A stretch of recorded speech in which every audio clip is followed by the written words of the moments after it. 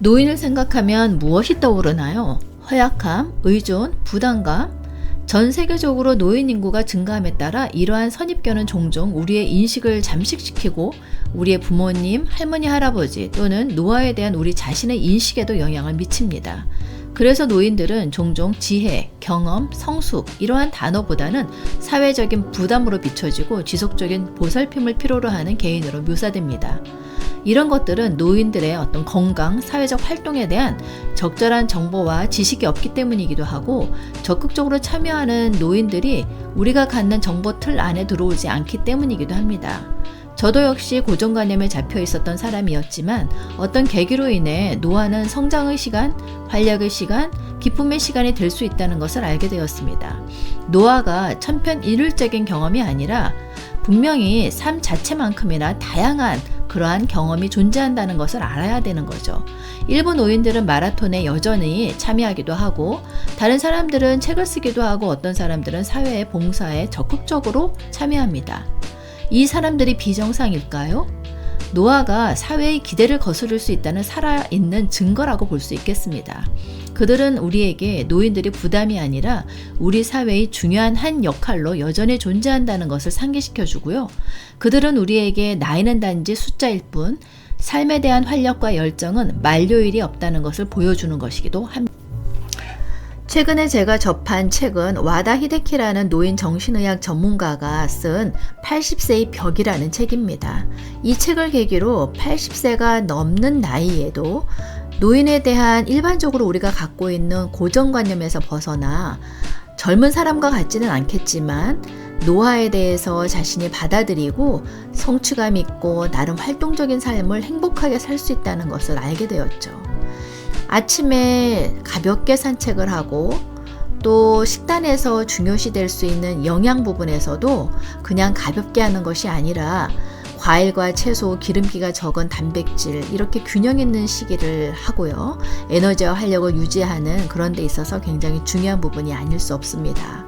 또한 이러한 가벼운 운동, 스트레칭 그리고 가벼운 무게의 근력 운동까지 자신의 몸을 유연하고 강하게 유지하는 것이 행복에 있어서 매우 중요하다는 것을 잘 이해하고 어떤 기록을 깨거나 경쟁을 하는 것이 아니라 건강과 독립성을 유지하기 위해 운동을 하는 것이죠. 또한 사회활동도 매우 중요한 부분인데요. 지역사회에 참여하고 자원봉사를 한다거나 친구들과 시간을 보내는 거죠. 상호작용이 이들의 정신과 이런 행복감에 있어서 굉장히 중요한 기여를 한다는 걸 알 수 있고요. 또 우리가 간과할 수 없는 것은 치아 관리인데요. 양치질이나 치실, 정기적인 치과 방문을 통해서 건강을 유지하고 또 노인들 사이에서 공통적인 문제로 많이 지적이 되는 요실금의 경우도 부끄럽게 여기기보다는 필요한 경우 기저귀를 사용하는 것에 대해서 실용적인 해결책이라고 받아들이는 것입니다.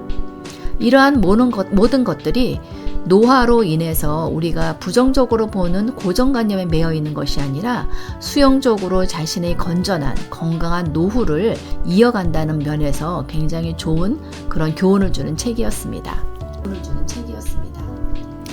이제 우리는 건강한 노년의 삶에 있어서 중요한 것이 무엇일까를 생각해 볼 시간입니다. 노년을 맞이하게 될 우리도 기억해야 될 것을 한번 정리해 보았는데요. 먼저는 걷기입니다. 노인의 삶에 있어서 가장 중요한 것이 바로 걷기가 되겠고요. 운동은 격렬할 필요는 없겠지만 단순하고 가벼운 활동이지만 몸과 마음의 건강을 유지하는 데 매우 놀라운 효과를 발휘할 수 있겠습니다. 영양 역시 필수적인 역할을 합니다. 먹는 것이 당신이다 라는 말이 있죠. 균형 잡힌 식사, 특히 가공된 것보다는 건강에 좋은 음식을 선택하도록 하는 것이 중요하겠습니다. 다음으로는 구강위생인데요. 대부분 노인들이 치아로 인해 고생을 많이 하시죠. 얼마 전 저희 부모님도 치아 건강이 얼마나 심각한지 보여주는 그런 경험을 할 수 있었습니다. 다음은 너무 약물에 의존하지 마라 라는 겁니다. 약이 만병통치약이 아니라는 것은 다 기억하시죠. 그래서 노인이 될수록 이런 것에서 자유로워야 되고 오히려 약을 줄여나가야겠습니다.